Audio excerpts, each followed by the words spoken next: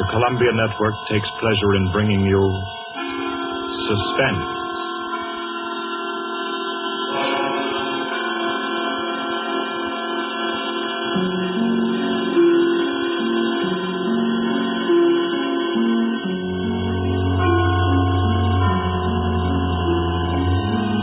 Suspense, Columbia's parade of outstanding thrillers, produced and directed by William Spear and scored by Bernard Herrmann. The notable melodramas from stage and screen, fiction and radio, presented each week to bring you to the edge of your chair, to keep you in suspense.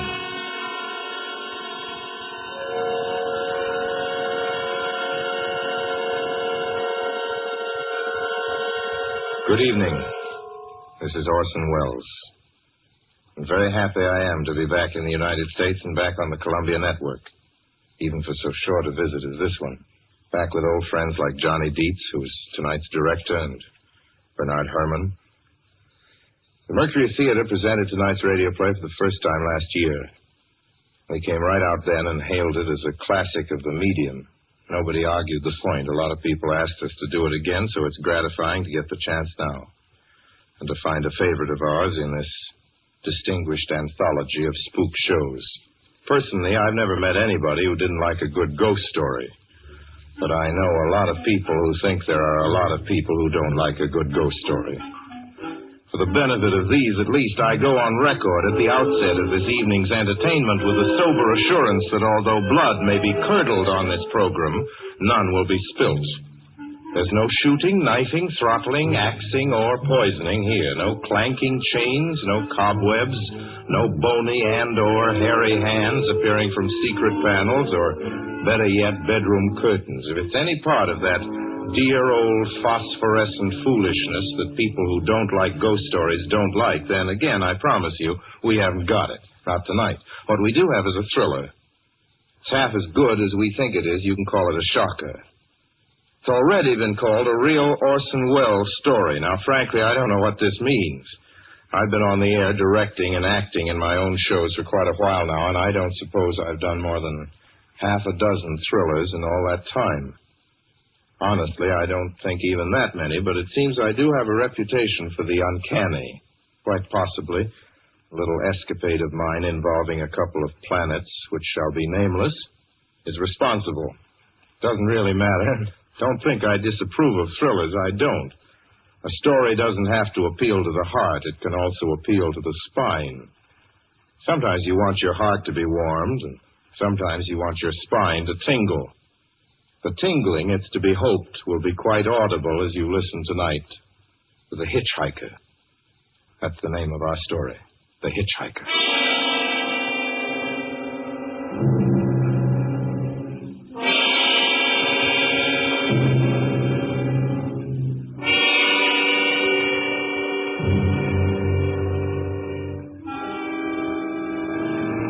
I'm in an auto camp on Route 66, just west of Gallup, New Mexico. If I tell her, perhaps it'll help me. Keep me from going crazy. I gotta tell this quickly. I'm not crazy now. I feel perfectly well, except that I'm running a slight temperature. My name is Ronald Adams. I'm 36 years of age, unmarried, tall, dark, with a black mustache. I drive a 1940 Buick, license number 6Y175189. I was born in Brooklyn. All this I know. I know that I'm at this moment perfectly sane. That it's not me who's gone mad. It's something else. Something utterly beyond my control. I've got to speak quickly. At any minute, the link may break. This may be the last thing I ever tell on Earth. The last night I ever see the stars. 6 days ago, I left Brooklyn to drive to California. Goodbye, son. Good luck to you, my boy. Goodbye, Mother. Here, give me a kiss, and I'll go. I'll come out with you to the car. Oh, no, it's raining. Stay here at the door. Hey, what's this? Tears? I thought you'd promised me you wouldn't cry. Oh, I know, dear. I'm sorry. But I do hate to see you go. I'll be back. On the coast 3 months? Oh, it isn't that. It's just the trip.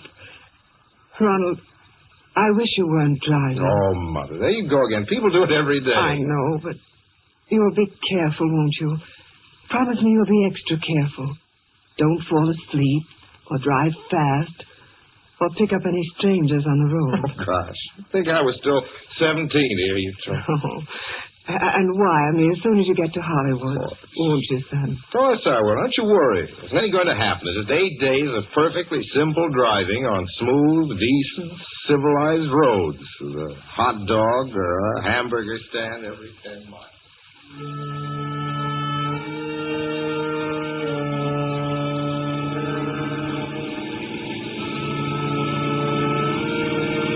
I was in fine spirits. The drive ahead of me, even the loneliness, seemed like a lark. I reckoned without him. Crossing Brooklyn Bridge that morning in the rain, I saw a man leaning against the cables. He seemed to be waiting for a lift. There were spots of fresh rain on his shoulders.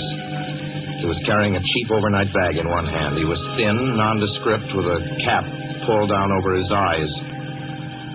I would have forgotten him completely, except that just an hour later, while crossing the Pulaski Skyway over the Jersey Flats, I saw him again. At least, he looked like the same person. He was standing now with one thumb pointing west. I couldn't figure out how he got there, but I thought probably one of those fast trucks had picked him up, beaten me to the Skyway, and let him off. I didn't stop for him. Then late that night, I saw him again. It's on the New Pennsylvania Turnpike between Harrisburg and Pittsburgh. It's 265 miles long with a very high speed limit. I was just slowing down for one of the tunnels when I saw him, standing under an arc light by the side of the road. I'd see him quite distinctly, the bag, the cap, even the spots of fresh rain spattered over his shoulders. He hallooed at me this time. Hello! Hello! Stepped on the gas like a shot. It's lonely country through the Alleghenies, and I had no intention of stopping. Besides, the coincidences or whatever it was, needed the Willies. Stopped at the next gas station.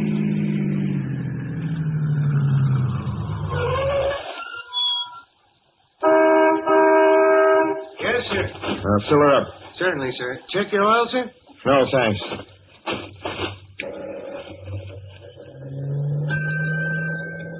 Nice night, isn't it? Yes. It hasn't been raining here recently, has it? Not a drop of rain all week. Oh? Oh, I suppose that doesn't done your business any harm.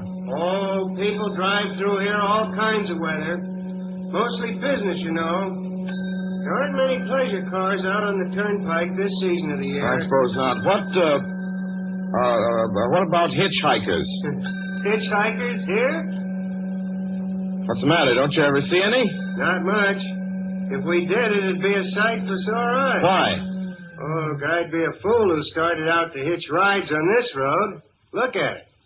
Then, you've never seen anybody? No. Maybe they get the lift before the turnpike starts. I mean, you know, just before the toll house. But then it'd be a mighty long ride. Most cars wouldn't want to pick up a guy for that long a ride. And you know, this is pretty lonesome country here. Mountains and woods. You ain't seen anybody like that, have you? No. Oh, no, not at all. I was just a technical question. I see. Well, that'll be just $1.49 with the tax.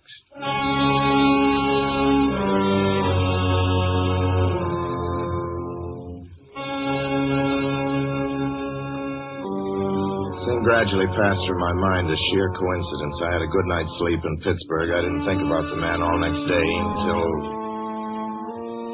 just outside of Zanesville, Ohio, I saw him again. It was a bright, sunshiny afternoon. The peaceful Ohio fields, brown with the autumn stubble, lay gleaming in the golden light. I was driving slowly, drinking it in, when the road suddenly ended in a detour. In front of the barrier, he was standing. Let me explain about his appearance before I go on. I repeat, there was nothing sinister about him. He was as drab as a mud fence, nor was his attitude menacing. He merely stood there, waiting, almost drooping a little, a cheap overnight bag in his hand. He looked as though he'd been waiting there for hours. And he looked up. He hailed me. He started to walk forward. Hello? Hello? Hello? No, not just now. Sorry. No, in California? No, not today. The other way, going to New York. Sorry.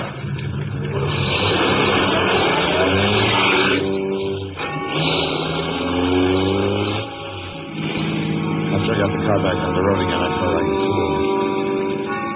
Yet the thought of picking him up, of having him sit beside me, was somehow unbearable. At the same time, I felt, more than ever, unspeakably alone.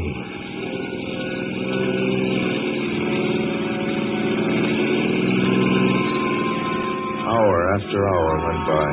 Fields, the towns ticked off one by one. The light changed. I knew now that I was going to see him again. And though I dreaded the sight, I caught myself searching the side of the road, waiting for him to appear.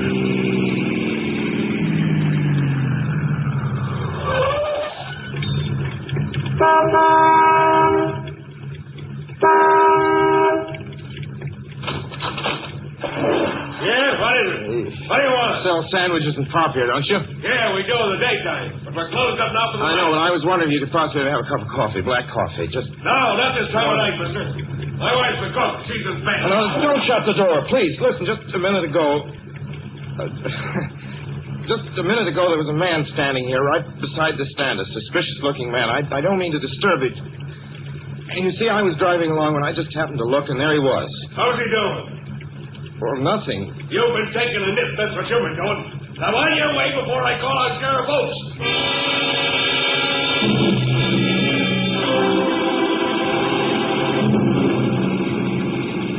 I got into the car again and drove on slowly. It's beginning to hate the car.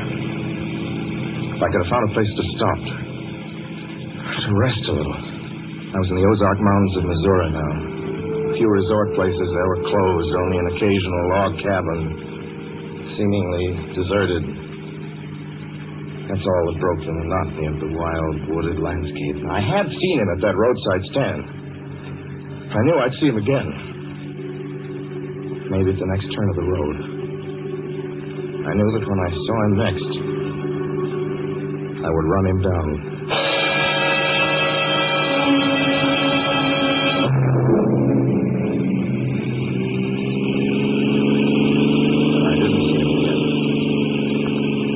See him until late next afternoon. I stopped the car at a sleepy little junction just across the border into Oklahoma to let a train pass by.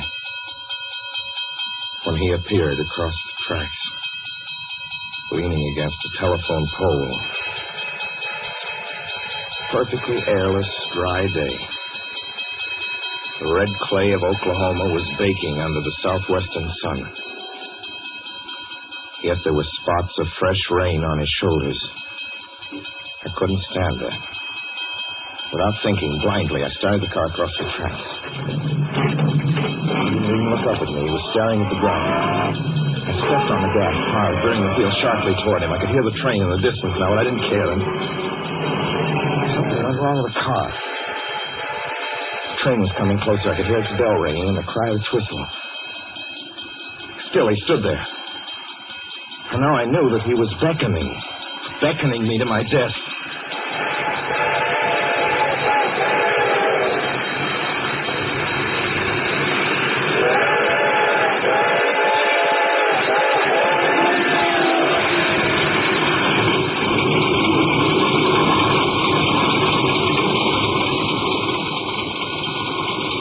Well, I frustrated him that time. The starter worked at last. I managed to back up. When the train passed, he was gone. I was all alone in the hot, dry afternoon.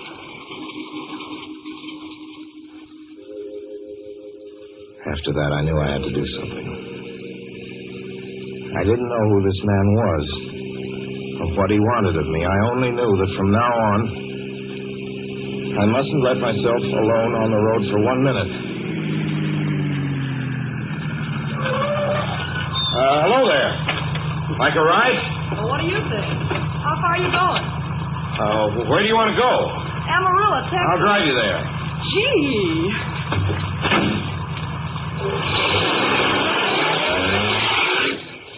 You mind if I take off my shoes? My dogs are killing me. Go right ahead. Oh, gee, what a break this is. Hitchhike much? Sure, only it's tough sometimes in these great open spaces to get the break. I should think it would be, though I'll bet you get a good pickup in a fast car. If you did, you could get places faster than, say, another person in another car, couldn't you? I don't get you. Well, take me, for instance. Suppose I'm driving across the country, say, at a nice, steady clip, about 45 miles an hour. Couldn't a girl like you just standing beside the road waiting for a lift beat me to town, or any town, provided she got picked up every time in a car doing from 65 to 70 miles an hour? I don't know. What difference does it make? Oh, no difference. It's just a crazy idea I have sitting here in the car. Imagine spending your time in a swell car thinking of things like that. What would you do instead? What would I do? If I was a good-looking fellow like yourself, why, I just enjoy myself every minute of the time. I'd sit back and relax. And if I saw a good-looking girl along the side of the road, hey, look out! Did you see him? See who? A man standing beside the barbed wire fence. I didn't see anybody. There wasn't nothing but a bunch of cows and a wire fence. No? What do you think you was doing? Trying to run into the barbed wire There's a man fence? there, I tell you. A thin gray man with an overnight bag in his hand. And I was trying to run him down. Run him down? You mean kill him? Say you didn't see him back there? You sure? I didn't see a soul. As far as Watch that's concerned. for him the next time and keep watching. Keep your eyes peeled on the road. He'll turn up again. Maybe any minute. There! Look there! How does this door work? I'm getting out of See here. him that time? No, I didn't see him that time. And personally, mister, I don't expect never to see him. All I want to do is go on living. I don't see how I will very long, driving with you. Oh, I'm sorry. I don't know what came over me, but please don't go. So if you'll excuse me... You can't go. Listen, how would you like to go to California? I'll drive you to California. Seeing pink elephants all the way? No, thanks. Thanks just the same. Listen, please, just 1 minute, please. You know what I think you need, big boy? Not a girlfriend. Just a good dose of sweet. Please. There. I got it now. No, you can't go. Please, come Your back. hands off me. Do you hear me? Your hands off me.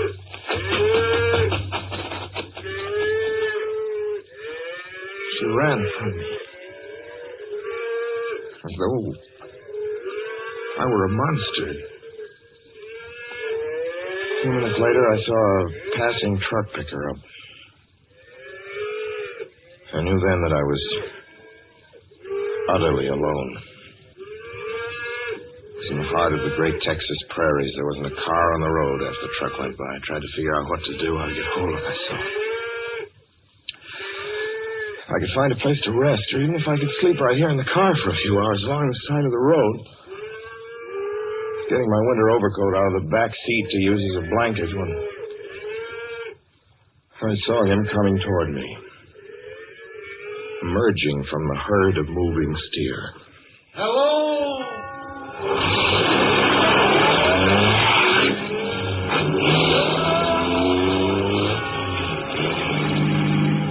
Maybe I should have spoken to him then.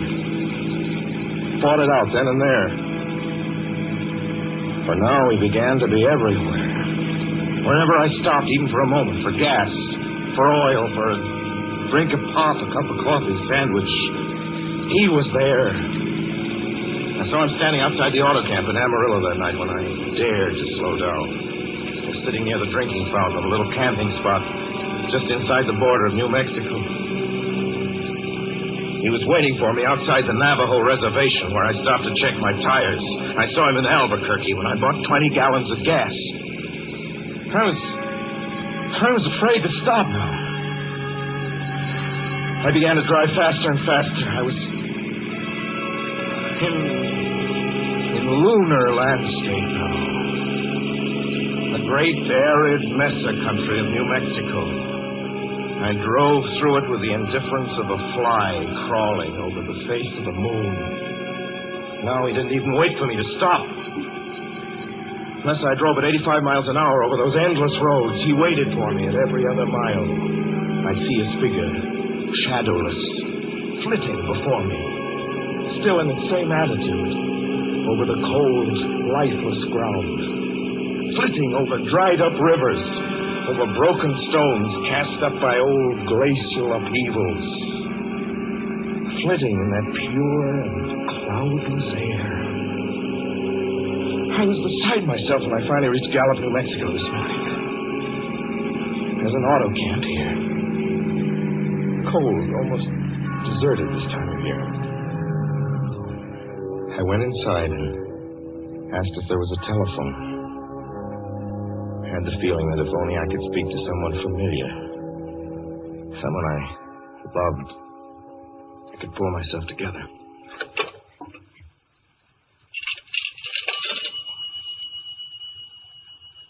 Your call, please. Long distance. Long distance, certainly.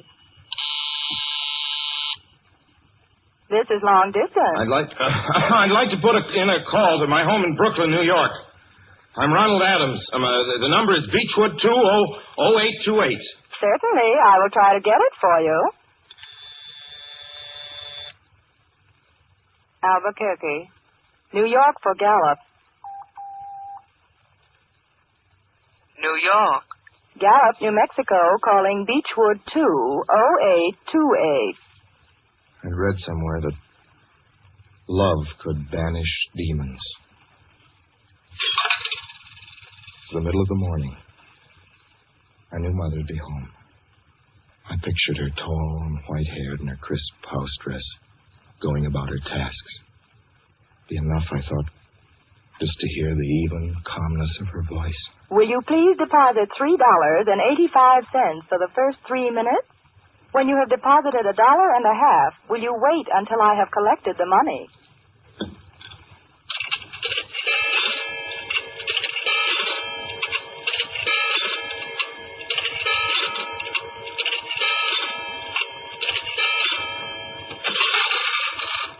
All right, deposit another $1.50.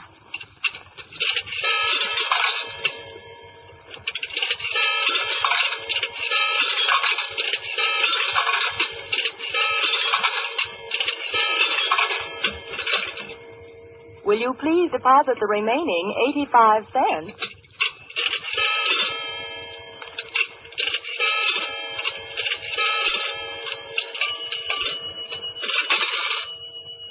Ready with Brooklyn. Go ahead, please. Hello?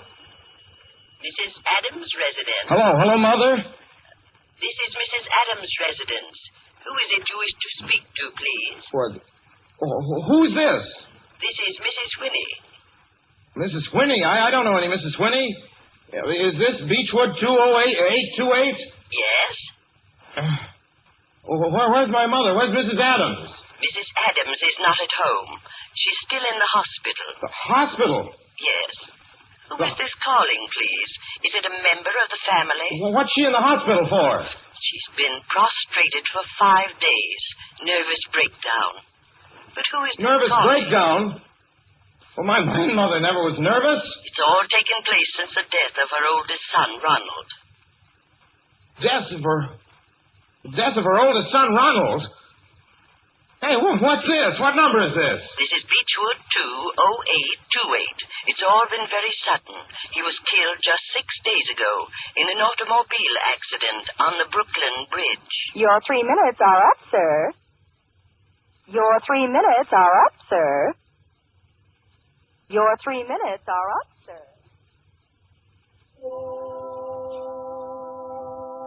And so I'm sitting here in this deserted auto camp in Gallup, New Mexico. I'm trying to think. Trying to get hold of myself. Otherwise, I'm going to go crazy. Outside, it's night. The vast, soulless night of New Mexico. 1,000,000 stars are in the sky. Ahead of me stretch 1,000 miles of empty mesa. Mountains, prairies, desert. Somewhere among them, he's waiting for me. Somewhere I shall know who he is and who I am.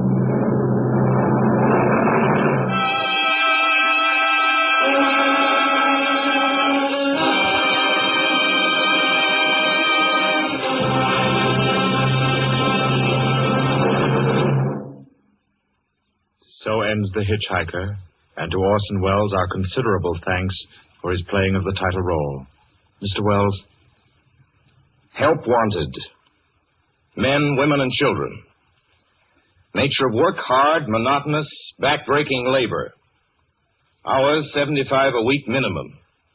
Pay, few cents an hour. Added inducement, 2 meals a day, including several ounces of bad bread and a cup of thin soup.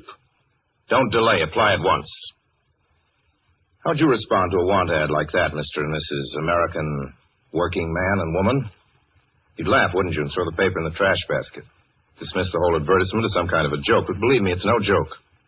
It's a simple statement of the working conditions that exist today in Nazi Germany and the conquered countries under Nazi rule. It's also an exact statement of the working conditions that will be imposed on you and every member of your family if the Nazis win this war. You yourself personally can stop them from winning, as you know. You don't have to give up your well-paid job to do it. You needn't have to be a soldier or a sailor or an airman or a nurse or a war worker to ensure American victory. Uncle Sam doesn't ask plain, ordinary, hard-working citizens like you to give him anything. All he does ask very seriously and very urgently is that you loan him 10 cents out of every dollar you make. That's all there is to it. Lend Uncle Sam a dime to win this war, and he'll pay you back with interest when he's won it. The easiest, most convenient way to lend him these dimes is to enroll in the payroll savings plan. Just tell your boss to deduct 10 cents from every dollar he pays you and lend it to Uncle Sam in your name. Sign up for this simple savings plan today, and when victory comes, you'll have war bonds in your pockets instead of Axis bonds on your wrists. Suspense will be heard again 2 weeks from tonight. Next Wednesday night, September 9th, the Columbia Broadcasting System will present over many of these stations at 9:30 p.m. Eastern Wartime an address by W. Averell Harriman, the United States Lend-Lease Administrator in London. Mr. Harriman, as the personal representative of the President of the United States, attended the Moscow conferences between Winston Churchill and Joseph Stalin. Next Wednesday's broadcast will be Mr. Harriman's first public address since his return to this country. Suspense is produced and directed by William Spear. John Dietz was our guest director this evening. Tonight's radio drama was written by Lucille Fletcher. The original score was by Bernard Herrmann.